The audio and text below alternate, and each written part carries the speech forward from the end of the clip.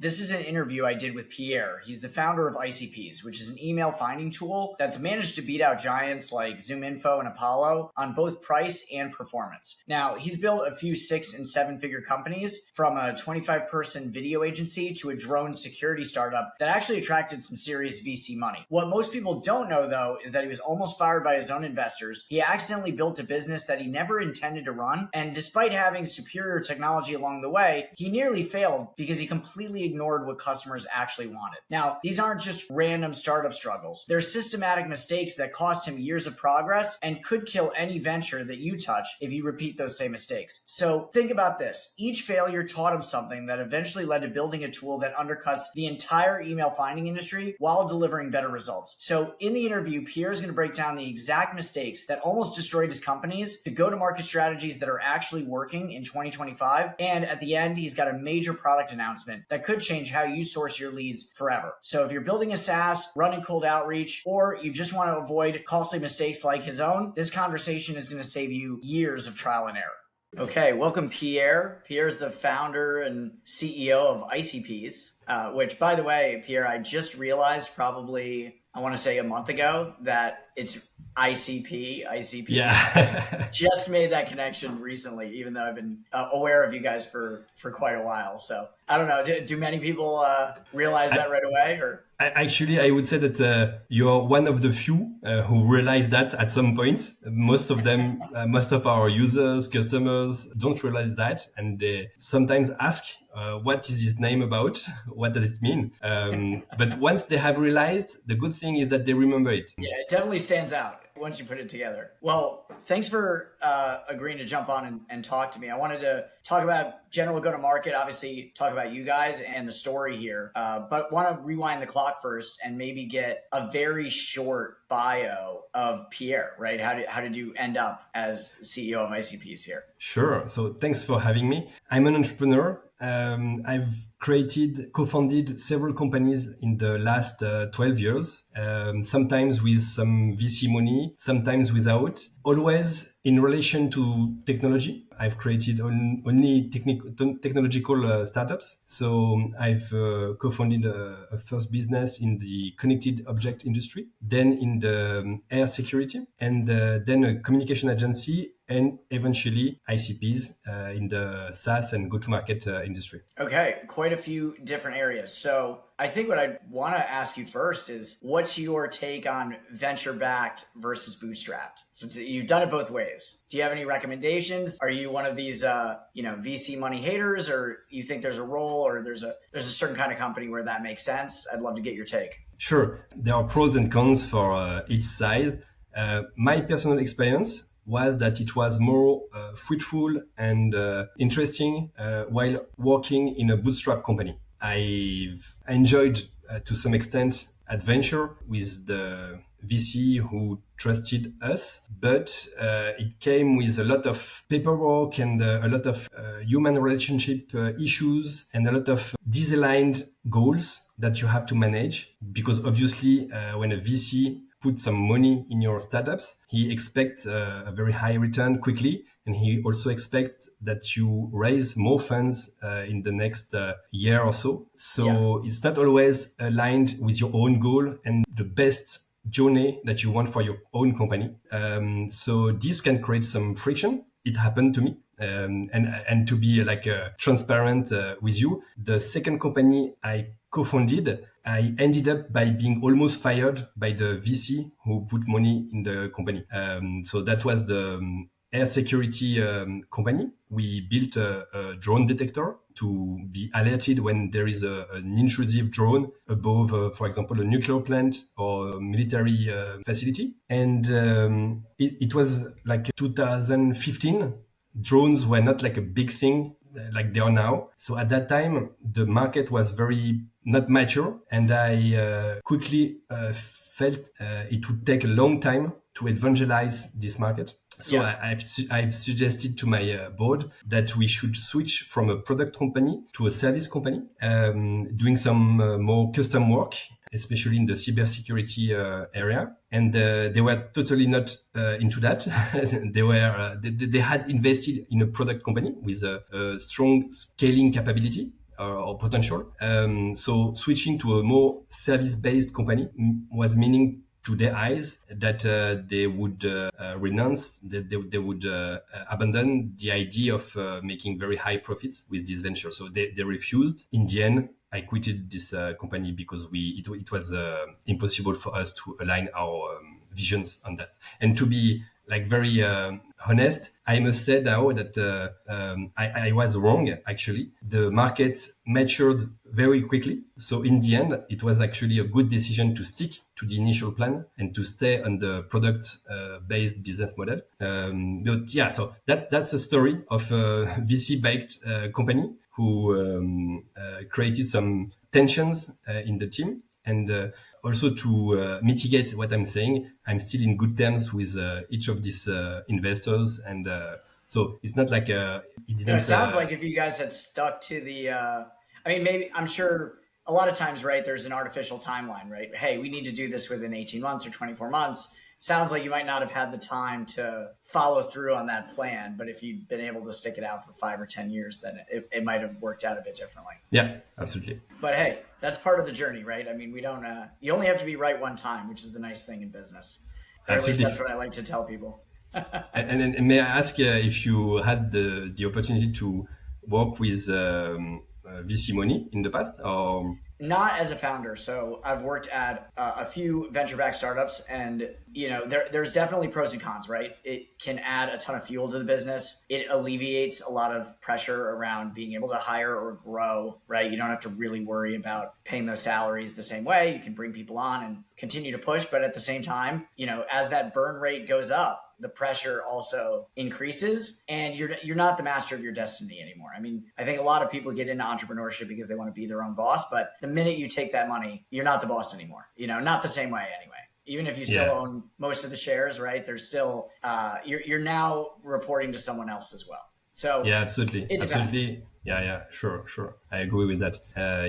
But on the other hand, I really appreciated the fact that working with investors is also a way to increase your ambition and to push your horizon, if I can say that in English, further. So especially as a European business, where you have a bias to think of being focused on your national market, VCs usually open up the possibilities and try to push you on a larger market, like internationally, worldwide. So right. That's very interesting. Yeah, it definitely makes it imperative to grow in a unique way, right? I think it's easy for a lot of people, and probably why VCs look down on kind of the lifestyle business, right? You can get it to a certain point where, hey, things get pretty good. Maybe you take your foot off the gas, right? Where that 100x outcome might just not happen because there's no need or there's not the same impetus, right? But when you take that check, they're looking for that 1 million to turn into 100 million minimum. And so that it puts a little bit of a different focus on the business and kind of probably has forced people to go bigger than they would have. And obviously it doesn't always work out, but when it does, it can work out spectacularly as well. Yeah, absolutely. Okay. So you were in the drone business, then moving on, I think you ran an agency for a bit. Is that right? A communication agency. Okay. Absolutely. Maybe talk about that. Did you jump directly into that? Was there some stuff in between? And then, it sounds like you already had an eye on services business as a line. So clearly there was maybe something there around client service and working with individualized clients. So would love to hear a little bit more about how you jumped in. Obviously, now both of our customer bases are replete with agencies. So I'm sure you've got your own opinions on agency world, especially now. Sure. So the agency model is very interesting, and it can be very financially attractive because you can charge customers high amounts quickly. What happened to me is that in my two first businesses, so the first startup in the connected object industry and then the one in the drone industry, I had CMO / chief sales officer responsibility. So I had to, each time I wanted to create a quick video explainer to show what we were doing. And at that time, it was very, very expensive. If you talk to a video communication agency, at that time, it was like minimum $8,000 or euros. sometimes more. That was really not affordable for a startup. So I've decided at that time to learn how to do this kind of videos by myself. And that was pretty fortunate because that was the moment where some SaaS products like GoAnimate or some other names that I've forgotten since then popped up. So they were basically After Effects for dummies and as a SaaS. So it was very easy. The learning curve was not that steep. It was very easy to handle this kind of video editors and to create some animated videos.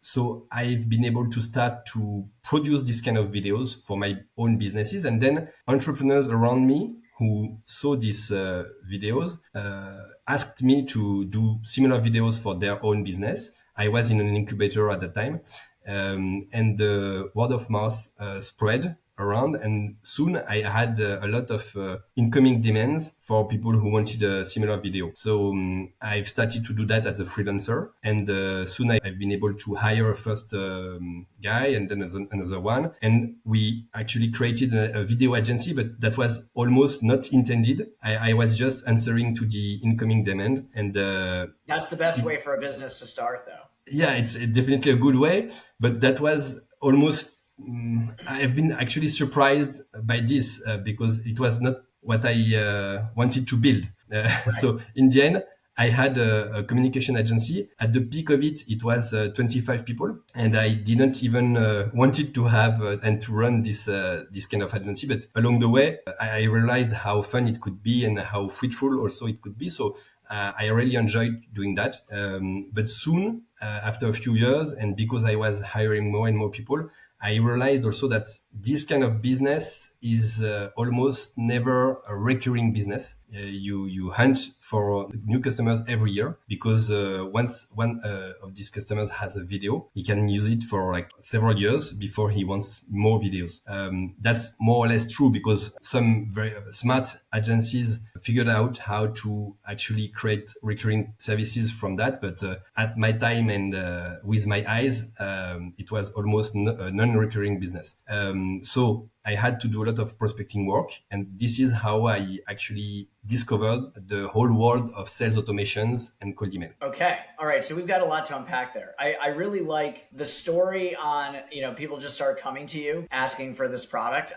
It's really very similar to how we got started with the scaled mail offering that we have now because we're running Beanstalk, our go-to-market agency. We're, part of that business. We're having to set up inboxes regularly, and we got really, really systematized around it and eventually made it a SaaS and then started selling it to just some friends in agency world that needed inboxes quickly. And now, it's taken on a life of its own. I think that's one of the best ways you can end up growing a business is just when it's so clear there's market demand and a market need for this, right?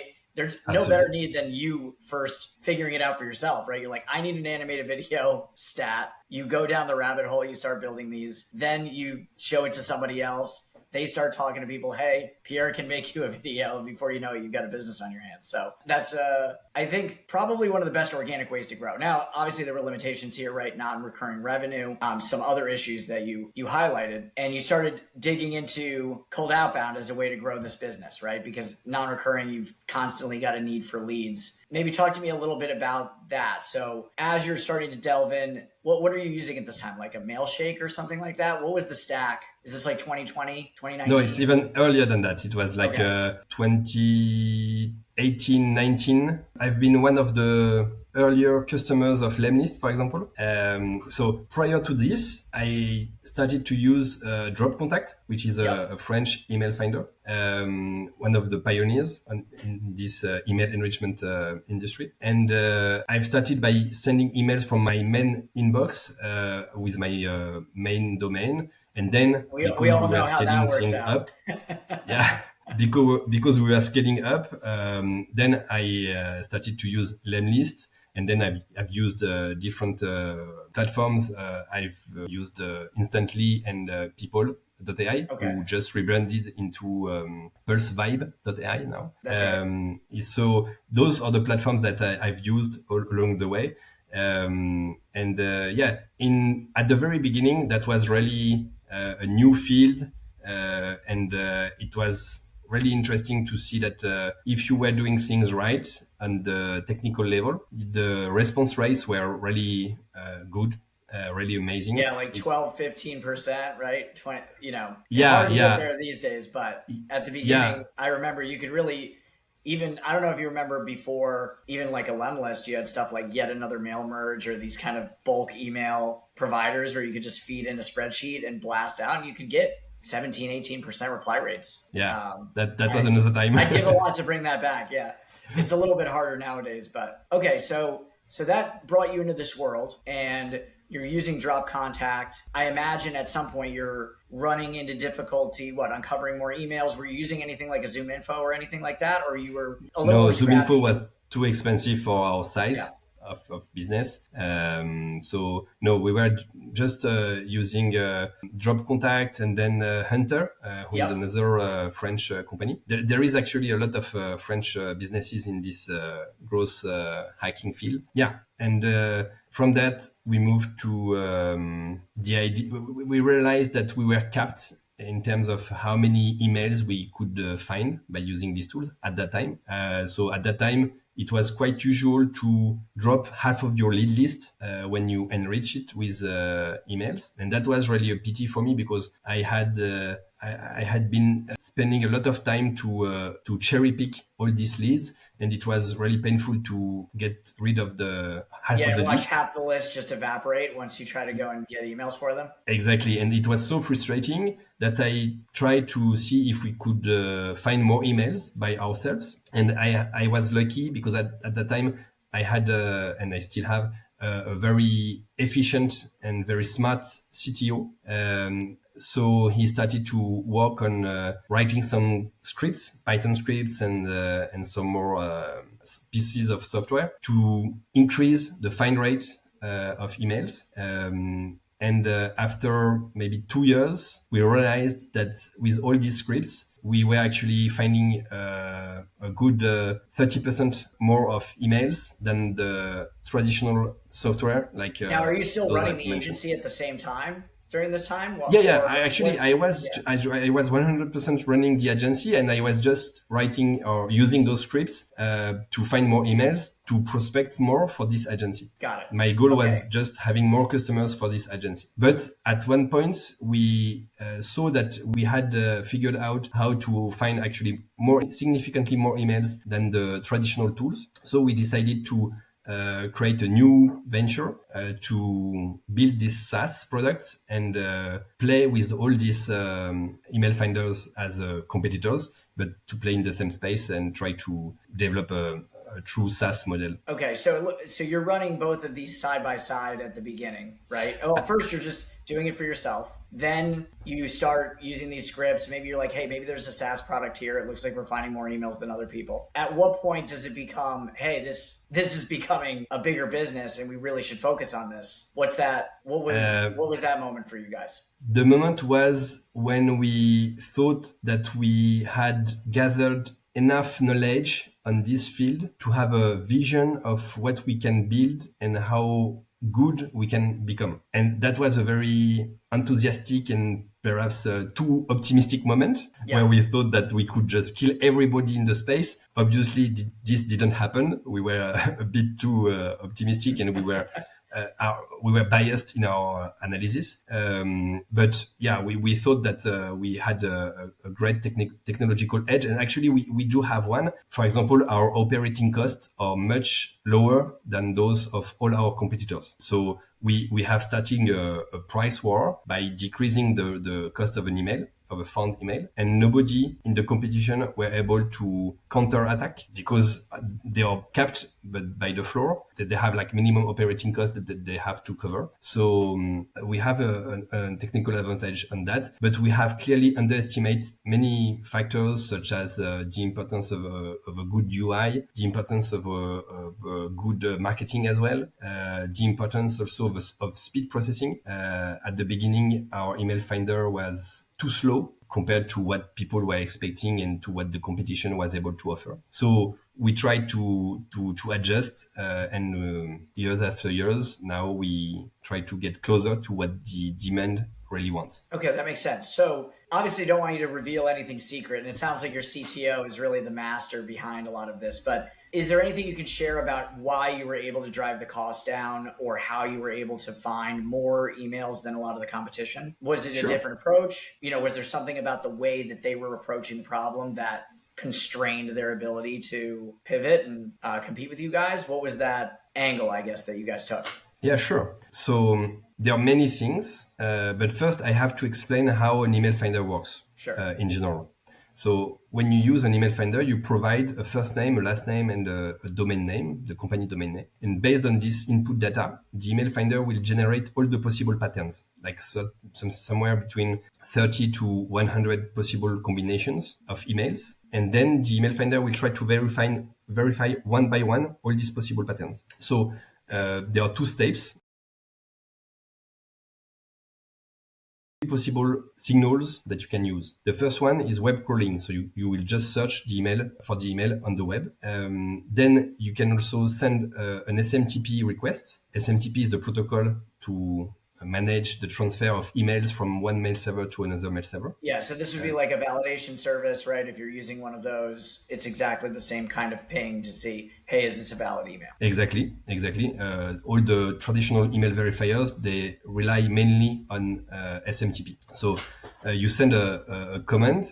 The technical command is the RCPT2 command to a mail server saying, hey, do you know this email address? I would like to know if I can safely send a message to this email address. And the mail server is supposed to answer, yes, I know it, or no, I don't know it. Usually they say, no, I don't know it. But once, from time to time, they answer, yes, I know this one. So that's where you know that you have found the actual true email address. This approach is like a brute force approach. So you generate all the possible combinations and then you try to find the good one. And there is a third signal that you can also rely on. It's APIs, internal APIs. So you will work with internal APIs from the ESPs. The ESPs means the email service providers, so Google, Microsoft, Barracuda, Mimecast, Proofpoint, and many others. You can try to access their APIs. So sometimes they are official APIs, sometimes it's unofficial APIs that you try to access to. And then you can gain information from that. Those are the three types of signals that you can use. And so what we have done perhaps is two things.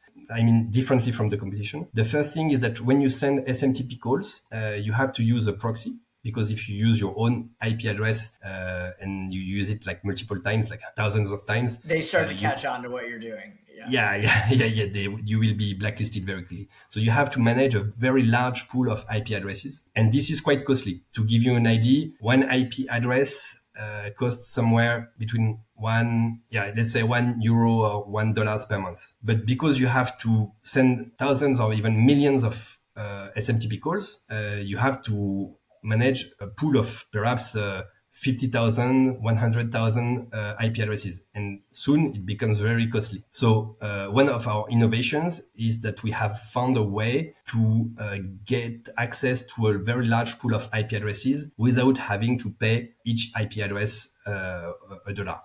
And this is something that we are very proud of. It's very technical, very advanced. And actually, we could also build a SERP business on top of that. Do you know what SERP means? Yeah. But so perhaps we'll go in this business, but not now. We have too much on our plates right now, but this is something which... Sounds like you could jump into the VPN business while you're at it, right? The VPN business is also a different area. For example, if you try to send SMTP calls with a VPN, you will be blacklisted immediately, because all the VPNs, they publish the IP addresses they use. So by definition, you are already blacklisted. Exactly. You can use it like if you just send one or two calls, but when you do volume, it doesn't work at all. They catch on quickly. So this is one innovation. Another innovation that we have, that we are proud of, is that we have really deepened the way we exploit internal APIs from ESPs, and this allows us, for example, to verify Microsoft catch-alls that no one else is able to verify. No other email finder or email verifier. So we have an edge on that. We also have weaknesses. I'm not saying like we are the most powerful and the most beautiful tool ever. We have weaknesses. As I said, for example, we are still a bit too slow compared to what the market wants. We are still not where we would like to be in terms of UX UI design. So the features also we want to develop are numerous, and we believe that we don't move fast enough on the feature shipping. So there are pros and cons, but yeah, in the end, we are happy with what we are building here. Okay, that makes a lot of sense, and it sounds like you've got some serious baked-in advantages there. So don't sell yourself short. I want to jump ahead a little bit. Obviously, the go-to-market ecosystem's changed a lot. I know you guys were very early on being in the Clay marketplace. So would love to hear a little bit maybe about how that came to pass and how important is that relationship or partnership to the business now? How much, are you guys getting organically versus, through them? And would just love to hear, what you think of that business's approach to go to market. It's a very important partnership we have with Clay. Obviously, they grew tremendously in the last month, and this was beneficial to all the partners who worked with Clay, including us. So we are very thankful for that. It stands for approximately 15% of our traffic and revenue. But I would say that it's more important than just 15% because it's also a question of credibility, like being in Clay is a way of being recognized by a major tool in the go-to-market. And discovery. I got to imagine, people come across you there and maybe then search you guys and buy an API key at the very least. Absolutely.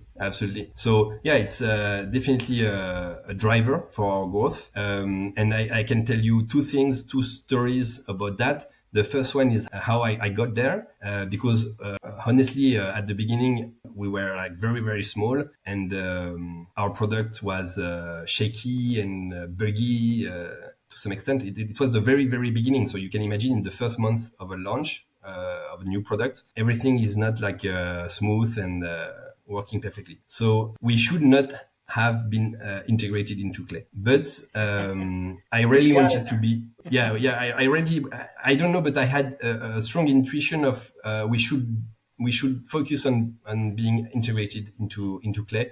I had the feeling that this tool was going to explode.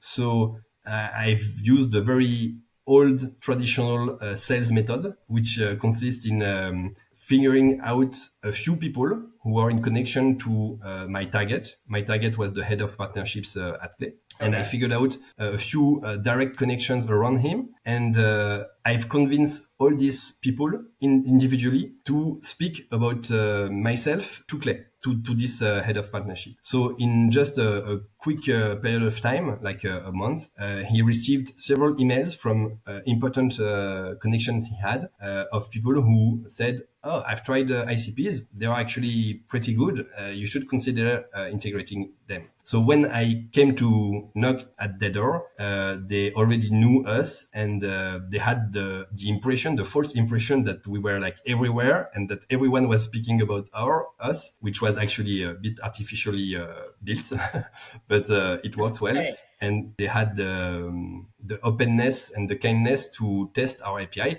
And then once they have tested our API, they decided to integrate our API into Clay.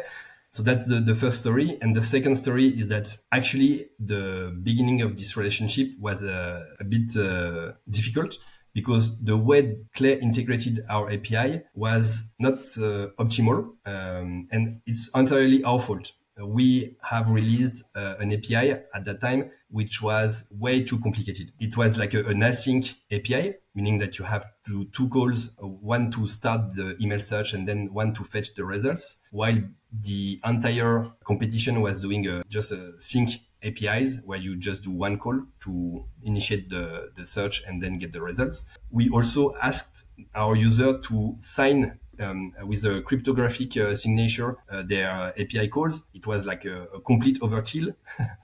So it made the whole integration very difficult, and in the end, a very bad user experience for Clay users. So we had to work on that, and eventually we fixed these issues. Okay, there's a lot there. It sounds like maybe started a little bit rockier, but it looks like you guys are in a much better place now, which is great. I mean, that company's been on fire. I think anybody riding the coattails is destined to be in a great place and at least along for the ride. So good on you. No, sure. And I can say something about Clay. I'm amazed to see that even though now they have raised a lot of funds and they have gained a lot of traction, they still remain very benevolent and patient and kind to their partners.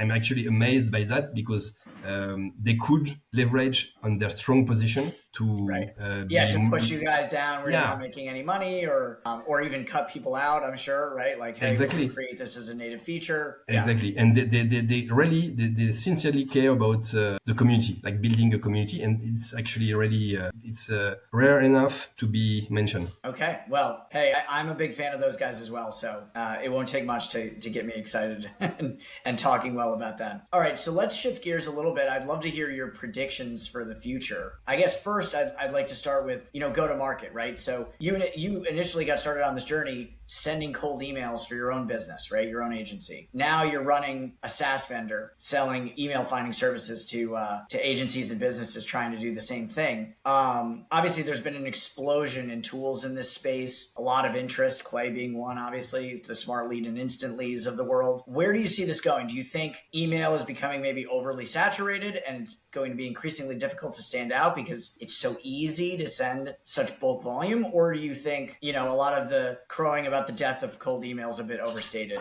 and there's actually a lot of room to run here? I believe it's easy to send tons of emails, but ultimately they will land in the spam box. So it's not that easy if you want to land in the main inbox. It requires actually even more technical knowledge than before. So yeah, sure. People are like prospects are more and more solicited through this channel. So it's harder to cut through the noise and grab the attention of leads. But if you do things well, it still works very well. But there are some mind shifts that you have to take into account. For example, it's very important, I think, to stop pitching your product or your service from the very first message. And that's my personal approach. From the very first message, we just try to focus on what value we can bring to this lead. And we try to ask ourselves, if I were this person receiving this email, this message, would I answer? And as long as we are unable to answer a sincere yes, we don't send the message.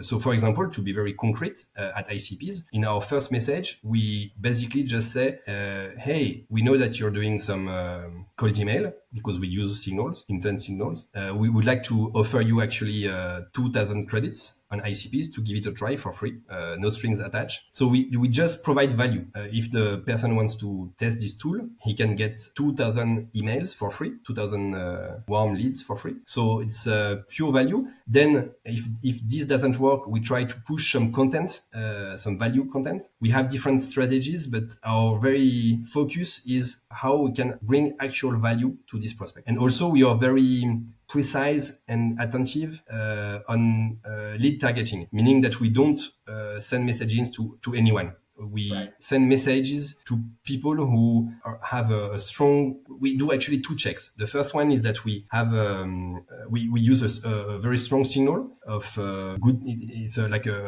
we know it's the good timing to write to this person because, for example, this lead has commented or liked a LinkedIn post that we're talking about cold email. That's a very strong signal, meaning that this person is thinking of or already working in the cold email acquisition space. Or another signal we use, for example, is that this person has joined, for example, the Clay Slack, or another Slack community related to cold email. We monitor all this. And we are able to contact the people who join these communities. So this is the timing signal. And then we have the second check. Once we have a lead in our workflow, we will use our own APIs to fetch the LinkedIn profile of this person. And then we'll have an AI reading the whole profile with all the about section, the headline, the job history, everything, to decide whether or not this lead is actually matching our ICP. And only if this person match with our ICP. Then we continue on the workflow and we send the message. So it means that all the messages we send, they have a very good matching with at the person level, and also we know this is a good timing. These two factors, the timing and the person matching, makes our campaigns quite successful. Okay, so not sending messages that are too salesy, right? We're not going to sell somebody on the first email anyway. I tell people this all the time, right? You're just trying to get a conversation going. If you try to do too much, if you try to go right for the kill, they're going to feel it. They're going to run away, right? Absolutely. Number two, you're going after intent signals, and there's a lot of BS out there about intent signals that I could go on and on about. But to your point, you're really thinking about signals that actually matter. They're joining communities focused around this activity that you can help with. So that's a great signal for deciding whether or not they're doing cold email. If they're joining the Clay community or the Smart Lead community or something like that, they probably are doing this activity. There's no other reason to be in there. So that makes a ton of sense. And then you're finally doing scoring, sounds like, on the persona and the company to make sure they're a good fit before you reach out, and probably sending different messages based on the results of that automation. So definitely a simple but sophisticated approach. And that type of outreach, I think you're right, is going to continue to pay dividends for people doing it for a long time to come. Let's do a quick tech stack roundup. If you are running that agency again today, what tool, you've got $1,000 on the credit card, what are you buying to start getting some pipeline immediately? Maybe just, you could rattle them off. We don't have to go too crazy here, but just curious to get your thoughts on what you like in the go-to-market sphere, what you'd want to have access to, et cetera. Okay. I'm thinking of, would my answer be different if I were answering this for my communication agency, or if I were answering for... You can do it for IcyPeas as well. For IcyPeas, because we actually do a lot of outbound for IcyPeas. I'm not sure it would make a big difference, but I am trying to figure out if it's the case or not. I don't see a major difference. So yeah, I would say that first of all, I would pick a Sales Navigator license to source leads. And then I could use IcyPeas to scrape leads from Sales Navigator. And by the way, about that,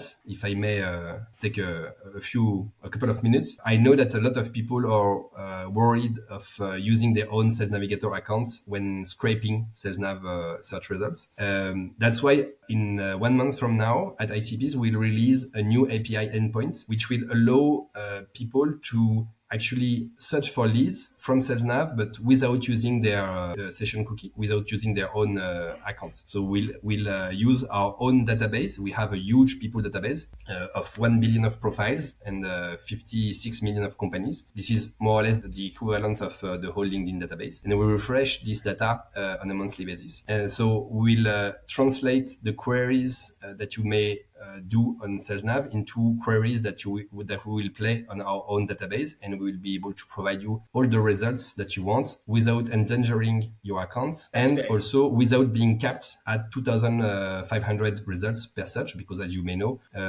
on Sales Navigator, you cannot browse more than 2,500 results per search. So here you can extract, with this new solution that we will release, you will be able to extract, for example, 10,000, 20,000, 1 million of results if you want so. So that's going to be, I think, a game changer. Or I'm sure you guys have already put this out there, but I'll act like this is the first. The first. No. I think we haven't announced that publicly, so that's the first mention. All right, there we go. Breaking news. Yeah, and actually I'm doing that because I want to force myself to release that in 1 month from now. It's actually a hack against myself because I know it's we are prone to postpone things, to make things. All right, no, now you're committed. Always so perfect. Now I've committed publicly. So,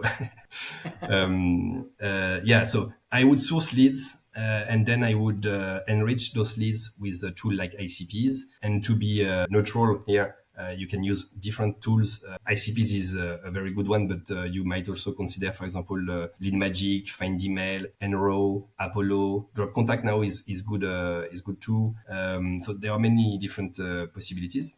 Once you have the emails, the workflow I like is mainly based on the email channel, but depending on your business, you might want to consider also multi-channel workflows, campaigns, and also having some touch points through LinkedIn DMs, for example, or ads, or cold calls. Sometimes if you have like a high value product or service, it might be worth to do some cold calls also. So I would use a tool like Lemlist, for example, if you want to do multi-channel, or Instantly or Pulse Vibe if you want to focus more on mail, the mail channel. That's the stack I would use. Regarding mail infrastructure, of course, as you know, Dean, we are very happy customers of Scale Mail, so I would recommend also to use Scale Mail. What I like to with your product is that you can actually do both Google and Microsoft inboxes, and it's a very qualitative service that you offer. So, and I've used many of them. I can say, I don't know if it's very fair if I say some names, but that's up to you. If you want to put there are some companies who have been like, who have a very different understanding of what the customer service must be.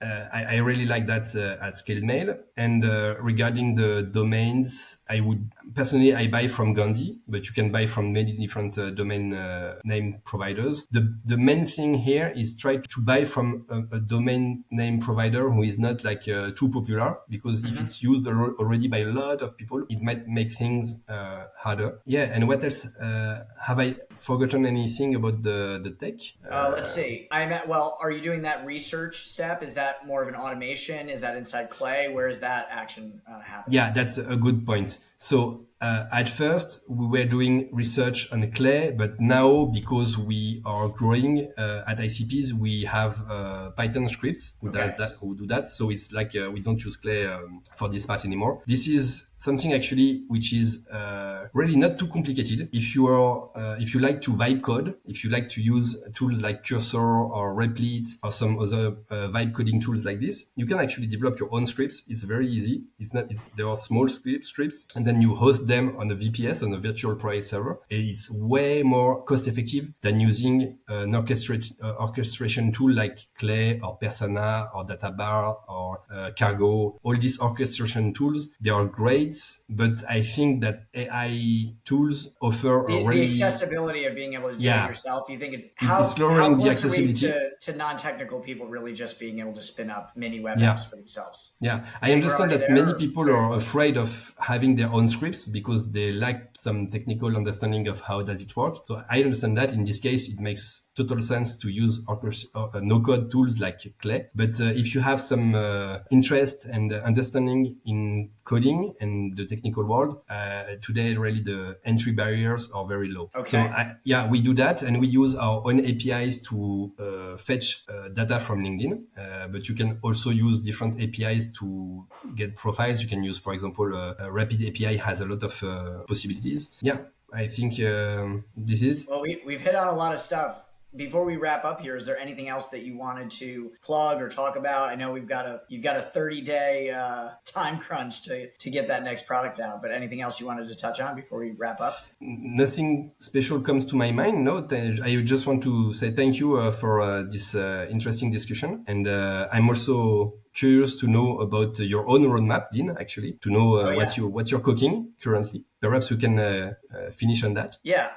Well, we've got a few things that we're cooking. So we just launched SMTP as our final in the third leg in the stool is out as far as mailbox types. Things that we're thinking about right now, we want to make it a lot easier to assess the relative health of domains and inboxes within the tool.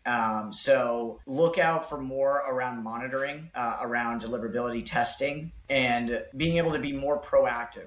One of the issues that we see is that for the most part, if something's going wrong with your mailboxes, everything's reactive. You've got to see something going wrong in a campaign, and then you've got to ping us, and then we'll obviously jump in and assist. But we'd like to be a lot more proactive and be able to see, there's a problem coming, right? Or this tenant block just went into place, and be able to leap into action a little bit faster. So we're doing a lot more, I think, around a more proactive health monitoring type capability at Scale Mail, regardless of what sequencer you're using or where your mailboxes are being used. So more to come. Okay. It makes sense. Okay. Thank you for that. All right. Well, thanks, Pierre. And we'll have to do this again soon once you roll out that new feature. Yeah, that would be a pleasure. All right. See you. See you. Bye-bye.